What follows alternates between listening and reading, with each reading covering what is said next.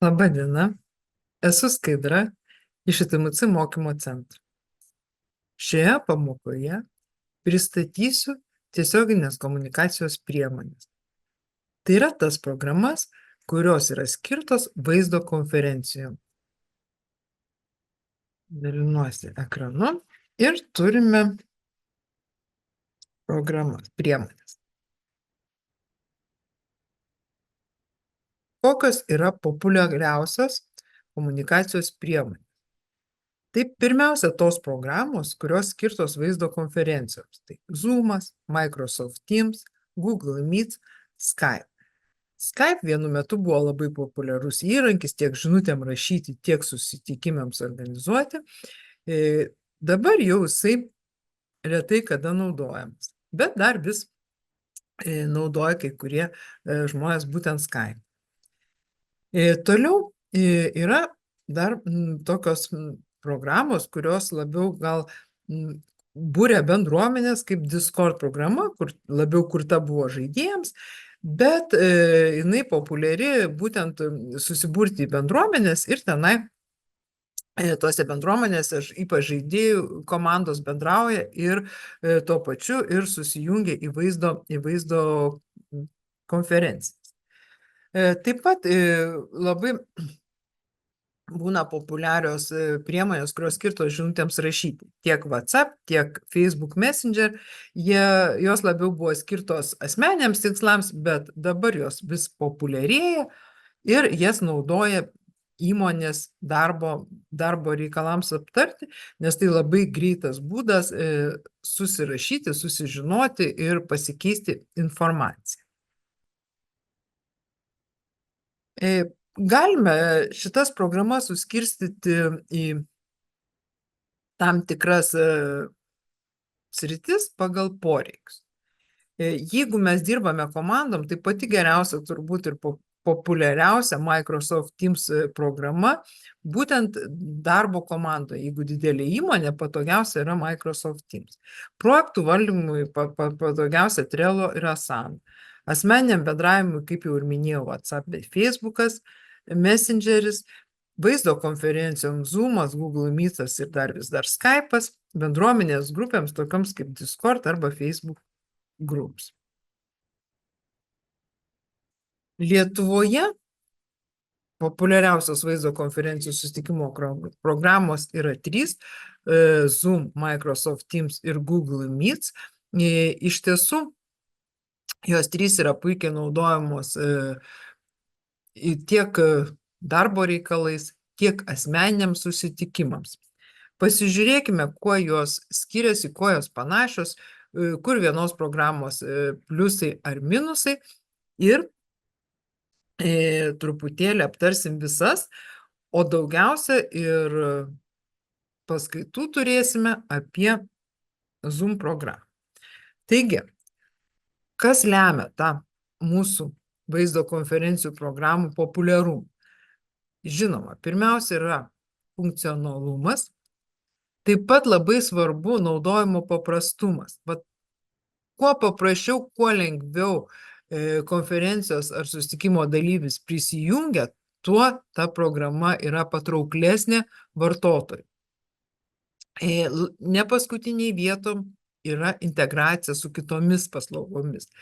Tai jeigu dabar pasižiūrėtumėm į Microsoft Teams arba Google Meet, tai tiek viena, tiek kita yra puikiai integruota su kitomis programomis. Jeigu mes turime Microsoft Teams programą, tai jinai integruota su Microsoft 365 ir leidžia visame Microsoft 365 aplinkoje visoje bendrauti, dalintis, rašyti žinutes, kurti užduotis. Jinai puikiai integruojasi visoje Microsoft 365 platformoje.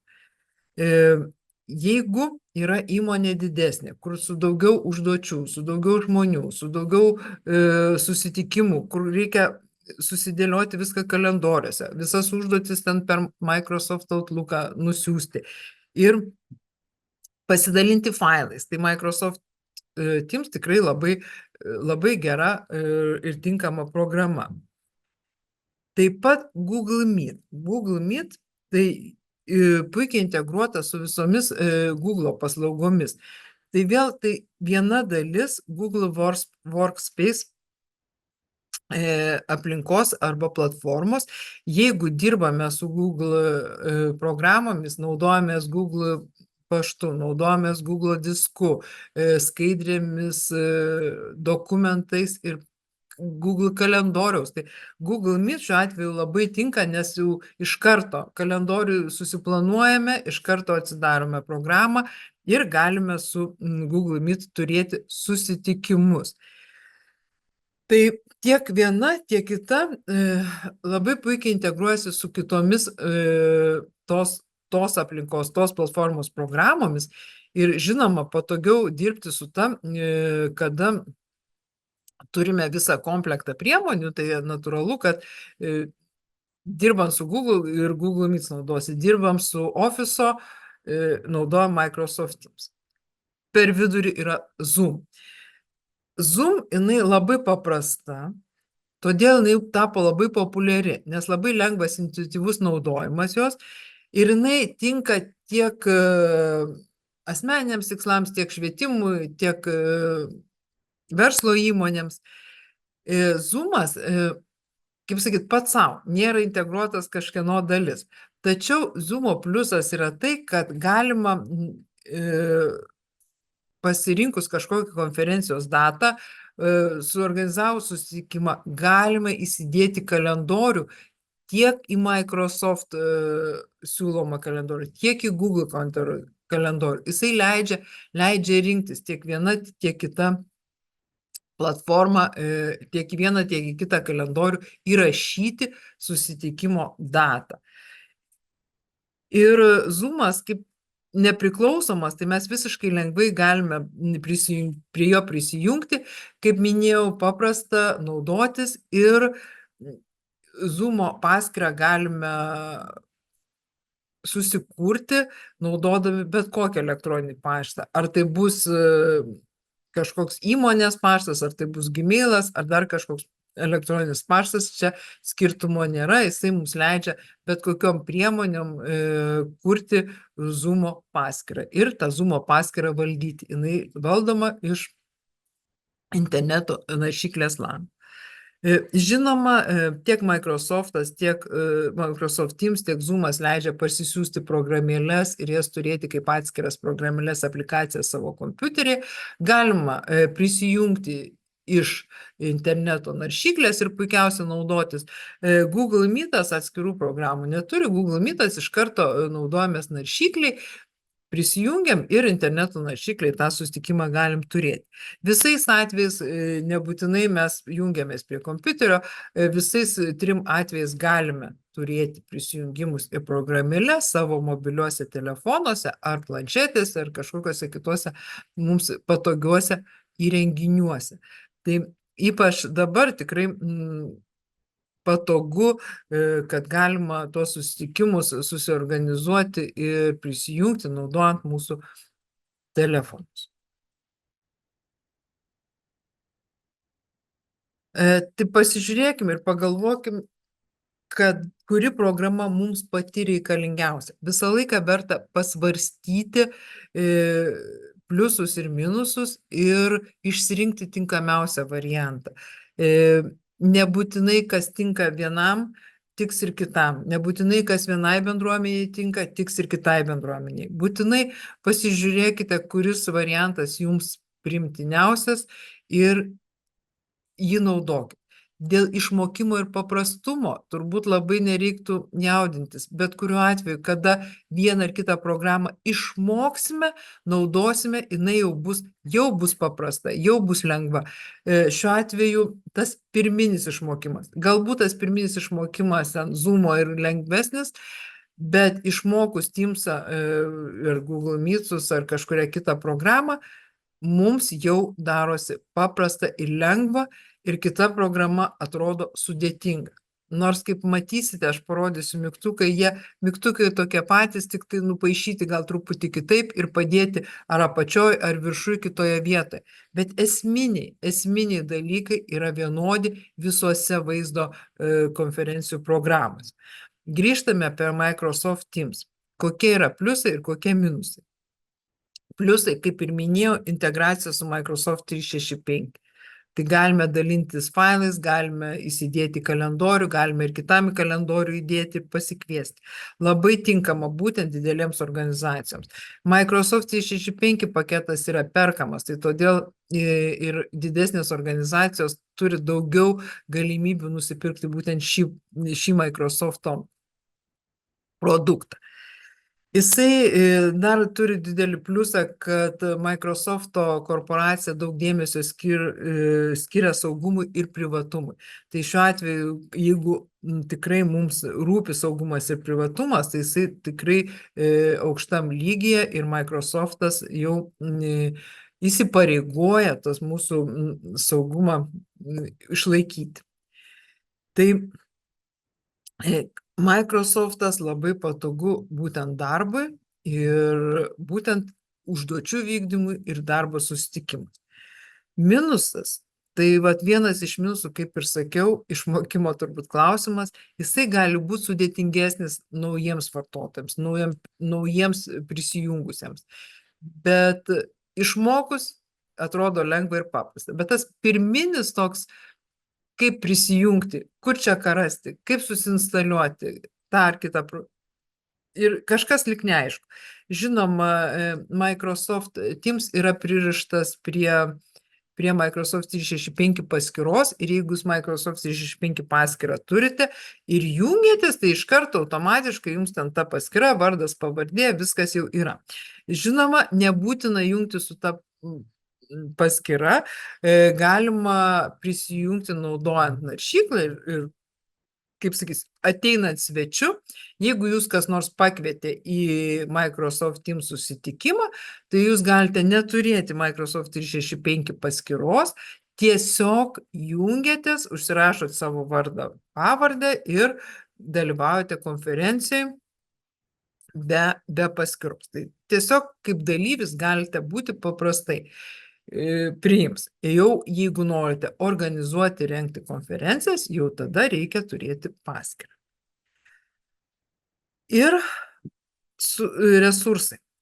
Iš tiesų, Microsoft Teams reikalauja truputėlį daugiau ir geresnių resursų. Kaip aš mėgstu juokauti, reikia geresnės geležies. Tai šiuo atveju įvertinkite, ar tuos resursus turite. Ir jeigu pažiūrėtume į programos aplinką, tai čia pas mus parodyta, kaip yra prisijungimas. Mes jungiamės ir prisijungiame su Microsoft'o paskyra ir prisijungus turime dešiniai pusėje aplinką jau prisijungus, viršuje yra meniu juosta, kur yra ir kamera mygtukas, ir mikrofono mygtukas, ir share mygtukas, kur pasidalinti savo ekranu. Lygiai taip pat yra pokalbių mygtukas chat. Tiesiog viršuje toje juostoje reikia žiūrėti, kur yra mūsų vaizdo įjungimas, garso įjungimas, ekrano pasidalinimas. Ir žinoma, dažniausiai šitose programuose raudonas būna mygtukas išeiti iš susitikimų. Šiuo atveju raudonas leave. Tai ir jau prisijungus prie susitikimo, jau intuityviai galima tuos mygtukus atpažinti ir įjungti, išjungti kamerą, išjungti mikrofoną ar pasidalinti ekranu. Žinoma, kai ekranu dalinatės, būtų gerai pasitreniruoti iš anksto, o ne per susitikimą iš karto susitikimo metu. Tai taip atrodytų Microsoft Teams susitikimo langai ir aplinka. Perinam prie Google Meet. Google Meet pliusai tai, kad Google Meet yra integruotas su Google Workspace. Tai yra paštas, Gmailas, kalendorius ir Google diskas, kur tikrai viskas viename, galima irgi pasidalinti informaciją ir iš karto į Google kalendorių įsirašyti. Jisai veikia naršykliai. Nereikia įdėkti papildomas programas. Ar tai pliusas, ar labiau minusas, nežinau. Nes aš manyčiau, kad gal netoks jau didelis pliusas, kad nereikia papildomų programų gerai, naršyklį iš karto įsijungiam ir viskas veikia. Bet kartais patogiau yra būtent turėti programą ir su programa veiksmas įvyksta greičiau. Grįžtant prie Microsoft Teams, tai vat kartais atsitinka nesusipratimų ir tas sudėtingumas įvyksta su Google Teams tada, kada bandom per naršyklę nelabai išeina, tada bandom įsidiegti programą, greitai nepavyks ir ten toks nesusipratimas. Tai tarkim, Google Teams geriau veikia, paprasčiau turbūt naudoti, kada yra įdiegta programa, negu tiesiai iš naršyklės. Ten atsiranda visokių keistų dalykų, būtent naršyklė. Google Meet puikiausiai. Įsijungiam naršyklėje, be jokių tenai papildomų reikalų, įsijungiam naršyklėje, veikia, rodo, puikiai viskas, turime konferenciją. Tai tas, kad greitai veikia naršyklė ir nereikia niekur daug ieškoti, kur prisijungti, tai iš tiesų yra didžiulis pliusas. Labai geras pasirinkimas, kada mums reikia greitai ir su kažkuo susitikti. Gmail paštą dažniausiai daugelis turime ir kadangi turim tą Gmail'o ir vadinasi Google paskyrą, 1, 2, 3 ir Google Meet'ą sukuriam, susitinkam, pašnekam, išeinam ir jokių programėlių nesinstaliuojam, nieko mums nelieka. Tai iš tiesų greitai ir patogu. Ir taip pat Google kreipia dėmesį į saugumą, tai šiuo atveju tas saugumas vis labiau ir labiau jau aktualus ir vis labiau yra įvertinamas. Minusai, aišku, Google Meet'as yra iš šitų programų pati minimaliausia su savo funkcijomis. Tai vienas iš šitų, kad trūksta, pavyzdžiui, pokalbių kambarių, bet daug susitikimų su pokalbių kambarių net ir nereikia. Ribotas dalyvių skaičius iki 100 nemokamai, bet kituose programuose irgi jau kada didelis dalyvių skaičius, jau reikia papildomai į jų mokėti. Tai šiuo atveju Google Meet greita, patogu, paprastiems susitikimams.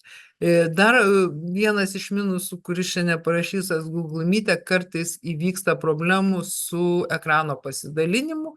Ne visada jisai tinkamai parodo tai, ką mes dalinamės ekrane, ir truputėlį toje aplinkoje tas matymas ir rodymas nėra toks patogus kaip Teams'as ar Zoom aplinkoje.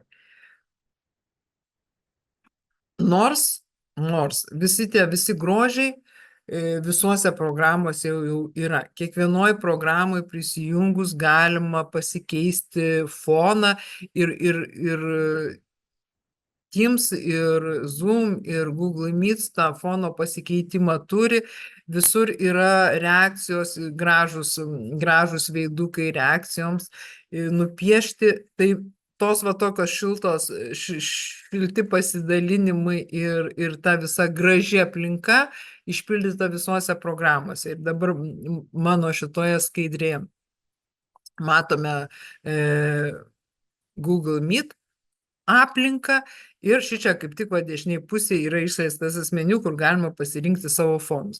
Fonus, aišku, galite ir savo įsikelti ir visos šitos programos tos fonus įsikelti leidžia ir ten su video ir be video ir kokius norite. Ir visos tos programos leidžia rašyti žinutes ir reaguoti tas žinutes. Dabar atsiradus šitą aplinką, jau kaip matote, mygtukai vaizdui, garsui ir reakcijoms yra apačioje, bet jie irgi, kaip sakyt, apsidairius, jeigu dirbom su viena, perėjom prie kitos programos, apsidairius šitie mygtukai yra tokie patys, tik tai šiuo atveju yra apačioje. Apačioje, kaip matome, garso mygtukas, vaizdo mygtukas, paskui reakcijų mygtukas ir vėl raudonas mygtukas, kuris mums sako, kad mes paspaudę jį išeisime iš susitikimų. Arba jeigu esame to susitikimo organizatorius, tai mes visą tą susitikimą pabaigsime visiems dalyviams. Tai grožio atveju ir viduj prisijungus, kurioje vietoje ką paspausti, tai didelio skirtumo tarp šitų programų, kaip matote, nėra. Ar ten Teamsas, ar Google Meets'as, ar Zoom'as. Tai tiesiog rinkitės, kuri jums smagesnė. Taip. Ir Zoom'as. Zoom'o pliusai. Pirmiausia, kad paprastas ir intuityvus naudojimas. Labai aiškiai viskas yra išdėliota ir nežinančiam prisijungti prie susitikimo ar konferencijos, Zoom'o aplinkoje turbūt yra greičiausia ir paprasčiausia, nes labai aiškiai matosi, kur ką paspausti. Zoom'as taip pat turi savo aplikaciją, tai yra programėlę, kurią galite instaliuoti į kompiuterį ir turėti atskirą programą. Galima, aišku, Zoom'ą kaip ir Teams'us, aišku, turėti interneto naršyklėje ir interneto naršyklėje dalyvauti susitikimuose. Patarimas įsidiegti programėlę bus lengviau ir paprasčiau. Palaiko didelį dalyvių skaičių, aišku, kaip ir Google Meets'as, bet jau norim daugiau, tenka papildomai įdėti pinigų. Zoom'as yra nemokamas iki tam tikrų ribų. Jeigu reikia daugiau funkcijų, jau reikia mokėti. Tačiau Zoom'as skirtingai nuo praeitų dviejų aptartų programų, jisai jau nemokamoje versijoje turi daugiau papildomų funkcijų. Žinoma, Teams'o ten neturim nemokamos versijos, bet Zoom'as tai jisai turi ir įrašymą, ir ekranų dalymas, ir įrašus galima padaryti tiesiai į debesį. Pats Zoom'as leidžia turėti debesyse tam tikrą vietą, į kurią mes, tarkim, darome įrašus. Žinoma, kada ta vieta užsipildo, mums reikėtų truputėlį tos įrašus išsitrinti ar nusikrauti pas save, bet tas yra stabilumas, jisai išlaiko stabilumą. Jeigu mes įrašinėjom į debesis ir kažkokie trikdžiai įvyksta, tai mums tas įrašas vis tiek išlieka visas pilnas ir su ta pradžia, paskui kažkas nutrūko, paskui pabaiga, tai jisai visą tą įrašą gražiai stabiliai turi. Tai šiuo atveju stabilumui Zoom'as labai gerai, ypač jeigu darome įrašus tiesiai į debesis. Ir žinoma, kada jau mes tą įrašą į debesis pasidarome, tiesiai iš to Zoom'o aplinkos mes galime dalintis. Yra mygtukas į tą vaizdo įrašą, kurį paspaudus jūs gaunate nuorodą į tą įrašą ir galite pasidalinti. Ir žmogus gavęs nuorodą galės tiesiai iš jūsų to Zoom'o debesies pasižiūrėti vieną ar kitą įrašą. Tai tikrai, kada reikia greitai kažką padarėm, įrašėm, arba kažkoks susitikimas negalėjo kažkas dalyvauti, turim įrašą debesyse, nusiuntėm nuorodą į tą įrašą ir viskas, jau žmogus greitai pasižiūrėjo, išklausė. Tai vienas irgi iš Zoom'o pliusų ir labai patogu tuo naudotis. Minusai. Ir turbūt pats didžiausias minusas, kad nemokamoje versijoje jisai riboja laiką. Mes ant visokių gerų funkcijų visko turime, tačiau laiko neturime. Nemokamoje versijoje vieno susitikimo trukmė yra tik tai 40 minučių. Gal ir logiška, kad 40 minučių žmogus dar išlaiko dėmesį, o virš 40 minučių jau tą dėmesį išlaikyti sunku. Tai nemokama versija pati priverčia mus daryti laiku pertraukas ir neužsišnekėti ilgai. Taigi, tas pats didžiausias minusas, kad nemokamos versijos trukmė ribojama iki 40 minučių.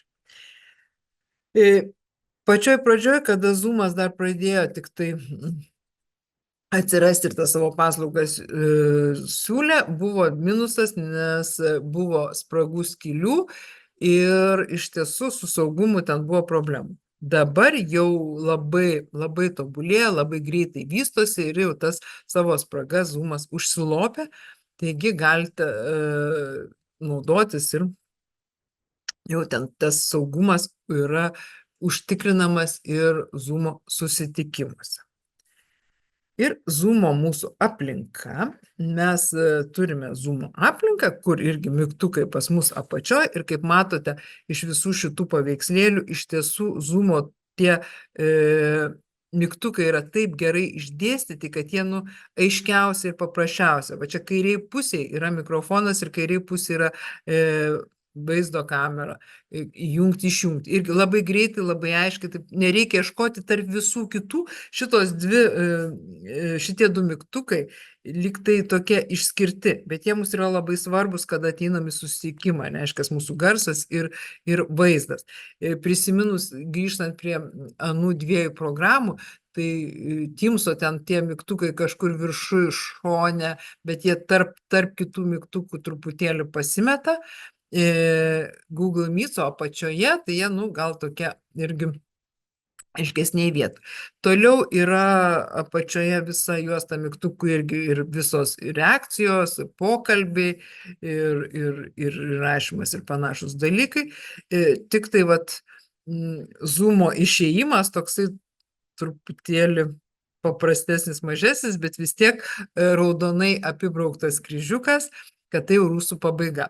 Kryžiukas irgi mūsų asocijuojasi su lango uždarimu. Tai visai logiška turėti šitoj vietoj tą kryžiuką, nes mes įpratę dirbti kompiuteryje su langais ir visur įpratę, kad jeigu reikia ką nors uždaryti, mes iš karto spaudžiam kryžiuką. Kryžiukas vadinasi uždarimas. Tai šiuo atveju jie tuo pasinaudoja. Ir kaip minėjau, vienas iš tų pliusų Zoomo aplinka yra tokia labiausiai pritaikyta nežinantiems žmonėms ir jinai lengviausiai suprantama ir greičiausiai, kaip sakyt, randami tie mygtukai. Apie Zoomą bus toliau kitos pamokos. Aptarėme 3 programas: Microsoft Teams, Google Meet ir Zoom. Visos jos yra panašios, turi skirtumų, turi vienokius pliusus ir minusus. Pasverkite, kuri jums tinkamiausia ir kurią jūs labiausiai norėtumės naudotis, tai ir naudokite. Pamokos, kaip sakiau, kaip sukurti susitikimus, kaip juos valdyti, kaip pačiam, kaip dalyviui prisijungti ir kokios ten funkcijos ir ką jūs galite daryti prisijungę kaip dalyvis, kaip pasiruošęs skaidres, tai mūsų nuotoliniuose mokymuose bus tolimesnės pamokos. Zoomo aplinkoje mokysimės dalyvauti susitikimuose vaizdo ir dalintis savo ekranu. Zoomo aplinkoje mokysimės, kaip sukurti susitikimus, kaip nusiųsti nuorodas, kaip pakviesti dalyvius ir kaip visą susitikimą valdyti. Programos gana panašios. Išmoksite Zoomo prisijungti ir dalyvauti Zoomo susitikime, nebus sunku ir su kitomis programomis. Jos tikrai yra labai panašios. Tiek Microsoft Teams, tiek Google Meet.